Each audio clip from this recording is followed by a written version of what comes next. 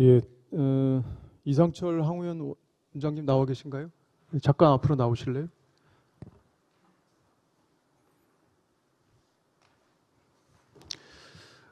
올해 1월에 취임하셨죠? 예, 1월 20일에 예, 작년 국감 때 이제 그 항우연 내 이제 보안 사고 그 2023년에 압수수색까지 당하셨죠. 예, 근데 뭐 무혐의로 처분 났고 징계 절차도 징계를 안 하는 쪽으로 마무리가 됐죠. 예. 예, 어쨌든 뭐 항우연 내부적으로는 굉장히 큰 일이었던 걸로 생각이 되는데 그 뒤에도 보안 사고가 계속 이어지고 있죠. 그 2023년도에 제가 보고받은 바로는 한 4건에서 5건 정도가 있었고요. 예, 최근에도 보안 사고 있다는 거 최근에 들으셨죠? 2024년에 한 건 정도, 2025년에 한 건. 올해도 한 건 예, 있었고요. 예, 올해도 최근에 이제 발견이 됐는데 예.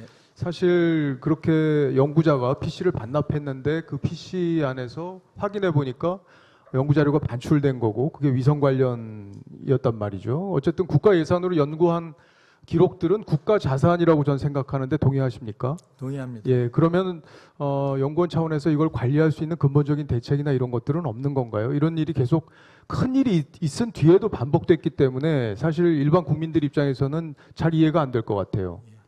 먼저 이런 일이 있었던 것에 대해서 송구스럽게 생각합니다.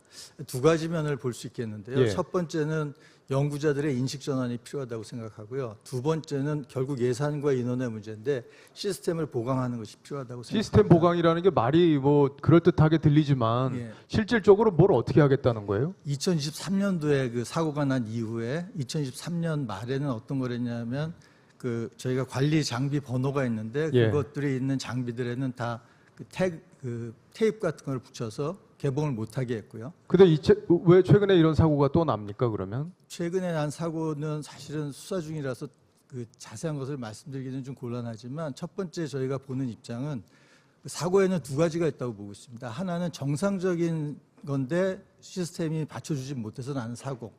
두 번째는 개인의 일탈이라든지 아니면 극단적인 그 생각을 갖고 하는 경우인데 이번 같은 경우는 개인의 일탈이었죠. 예, 후자로 보이는. 예, 개인의 일탈까지 예. 막을 수 있는 시스템을 좀 정비를 더 하셔야 되는 거 아니겠습니까? 예산이 엄청난 예산이 들어서 국가 전략 기술로서 육성하는 관련 그런 연구 자료들은 국가의 중요한 자산이기 때문에 관리를 잘 해주셨으면 좋겠습니다. 예, 알겠습니다. 예, 김영식 이사장님, 지금 이제 이 문제와 관련해서 지금 작년에 제가 이제 이 관련 질의를 했을 때 김복철 이사장께서 제가 질의했던 게 뭐냐면 퇴직했던 사람들을 전혀 관리를 안 하고 있다, 손을 놓고 있다, 이 부분을 제가 지적을 했었어요. 그래서 이제 당시 김복철 이사장이 제 말에 동의하고 있고 관련해서 그 퇴직자들을 관리하는 시스템이 전혀 없기 때문에 그거를 정비해서 만들겠다고 저한테 답변을 하셨습니다. 그런데 지금 현재 올해 답변서를 보니까 전혀 바뀐 게 없어요. 그리고 작년에 저희한테 보냈던 계획하고 거의 문구 하나 바뀌지 않고 똑같이 얘기가 왔어요. 그 사이에 퇴직자는 119명으로 18명이 늘었더라고요.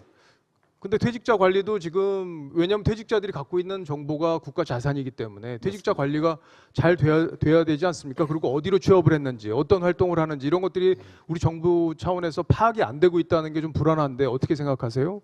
뭐 정확한 취재로 지금 보고 있습니다. 그래서 이 정보 관리뿐만 아니라 사람 관리도 굉장히 저는 중요하다는 생각이 들고 과학기술인과 기술인 자산으로 저는 보고 있습니다. 그래서 우리 국가 자산을 정확하게 관리하는 시스템 도입하는 것이 좀 맞다고 보고 있습니다. 그 시스템이 도입한다는 게 어떤 개념으로 생각하세요? 지금 여기 보면요, 답변서에 보면 자세히 지금 여기 이제 화면에 나오고 있는데 내용이 그냥 같은 내용이에요. 지금 뭐 시스템을 갖추겠다는 얘기 외에 이 퇴직자들이 실제로 나가서 예를 들어 중국이나 다른 업체 우리 경쟁 국가에 가서 우리 예산으로 연구한 기술들을 쓴다 이렇게 되면 우리한테 굉장히 치명적인 거잖아요. 그렇습니다. 예. 그런데 그걸 그냥 갖출 수 있는 시스템만 마련하겠다는 말만 반복한다면 지금 상당히 불안할 수밖에 없는 건데 지금 이사장님께서 이런 방법이 있겠습니다라고 생각하는 건 없으십니까 혹시? 지금 봤을 때는 그분들과 그런 정보를 활용할 수 있는 부분들은 저희들이 이제 원천적으로 차단하려고 좀 시스템 도입하고 있습니다. 그러나 그것보다도 좀 더 면밀한 계획을 세우는 그 절차가 필요하기 때문에 단장 답변 드리는 것보다도 좀 더 철저하게 준비해가지고 내년 국감 때 예. 정확히 아니 내년 국감 때까지 가면 안 되죠. 아, 아닙니다. 예, 예, 저도 이걸 지금 질의하면서 예. 제가 잘못했다고 생각했어요. 왜냐하면 제가 이거를 조치 결과를 빨리 달라고 얘기를 하고 그 다음에 조치 결과가 실제 작동하고 있는지를 제가 감시하는 역할을 했어야 되는데 1년 지났는데 다시 이렇게 또 여쭈니까 똑같은 말을 우리가 대화를 하고 있는 자체가 이건 저한테도 문제가 있다고 저는 생각을 해요. 그러니까 반복되지 않도록 좀 잘 신경 써서 그렇게 대안을 빨리 만드셔서 저한테 좀 국회 네. 저희 의원실로 보고를 좀 해주십시오. 알겠습니다. 자 그리고 구차관님, 예. 지금 이제 R&D 예산 관련해서 지금 이제 사실 박근혜 정부 때 비해서 문재인 정부 때 많이 늘어났고 그게 윤석열 정부 때인 2023년에 대폭 삭감되면서 여러 가지 논란이 생겼던 거고요. 네. 그리고 다시 그게 복구가 됐고 내년에는 이제 많이 늘어서 35조 3천억까지 늘어났단 말이에요. 네. 물론 이제 우리가 과학기술계가 지금 AI 시대로 발전하고 있기 때문에 많은 예산이 들어가는 게 좀 필요하고 거기에 적시에 돈이 들어가지 않으면 우리가 기술적으로 뒤처질 수밖에 없는 현실도 이해를 하는데 지금 근데 우리가 보다 보면 지금 이제 관련해서 지금 통계도 지금 제가 PPT에 준비를 했지만 이제 부실한 연구 결과가 나온다든지 아니면 이게 개인적인 어떤 일탈을 통해서 연구 결과가 예산만 투입되고 나오지 않는다든지 이런 일이 지금 반복되고 있는 문제도 현실적으로 있는 거 아니겠습니까? 그렇습니다. 그러면 과기부 차원에서 이걸 예산이 들어간 만큼의 이상의 성과가 나올 수 있도록 계속 관리 감독하는 그 시스템이 중요할 것 같은데 예산이 많이 들어가는 만큼 더 정교하게 이 문제를 바라봐야 되는 거 아니겠습니까? 그렇습니다. 네. 어떤 생각을 갖고 계세요? 위원님 지적에 공감하고요.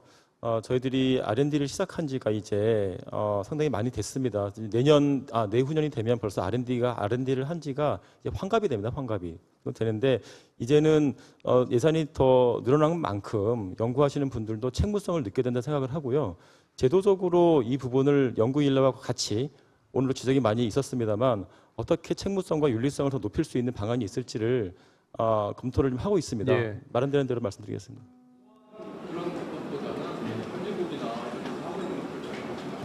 알겠습니다. 예.